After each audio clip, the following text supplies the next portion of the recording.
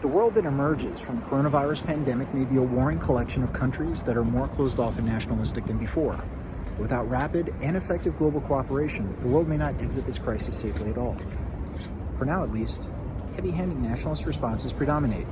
Alongside curfews, lockdowns, and requisitioning, governments are closing borders and using wartime rhetoric to rally their populations. Global supply chains and trade are being disrupted not just by lockdowns, but also by wealthy countries' competition for supplies. Soon, however, governments will need to restart the global economy, and that will require international cooperation in several key areas. The first crucial element of a COVID-19 exit strategy is massive testing for both infection and immunity, so that healthy people can return to work and those who are infected can get appropriate treatment.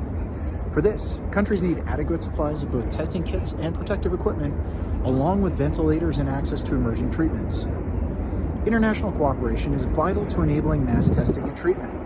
Primary supplier of the swabs used for collecting nasopharyngeal samples, Copan, is based in northern Italy. The reagents used to extract virus RNA from collected cells are produced mainly by Qiagen, a German company with a complex supply chain. And foreign countries make roughly half of the ventilators in the United States. 1/3 of them still come from Europe. And yet, while governors of U.S. states are bidding against one another for scarce ventilators, some European governments are barring their export. And a British government minister has said that the country's inability to do and source the necessary reagents is slowing down their testing.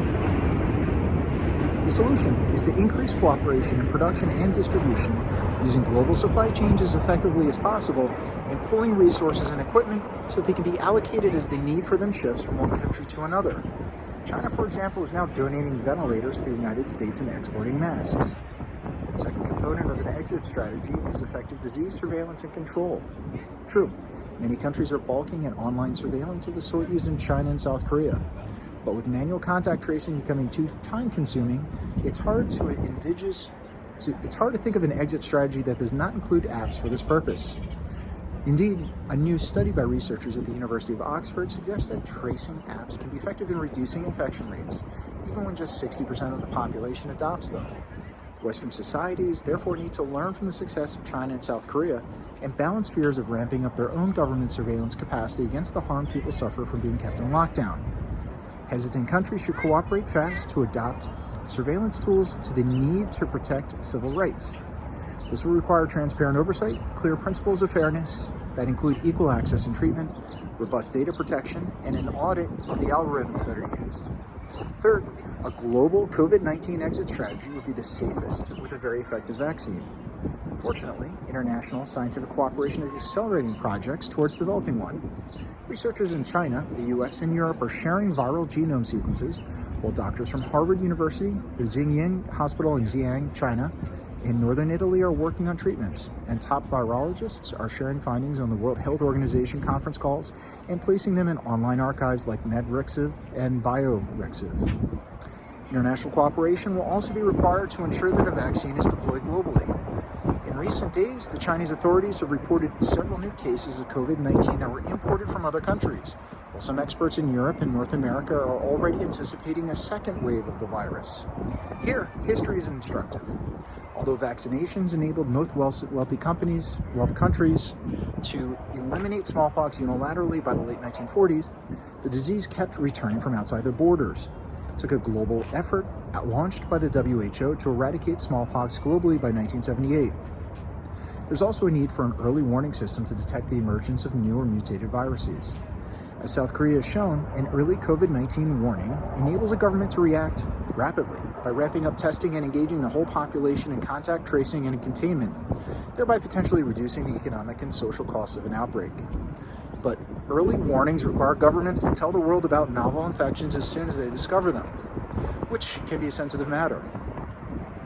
Countries then need assurances that reporting disease outbreaks is not going to expose them to instant punishment in the form of unnecessary trade and travel restrictions, and that any such measures would be introduced cooperatively.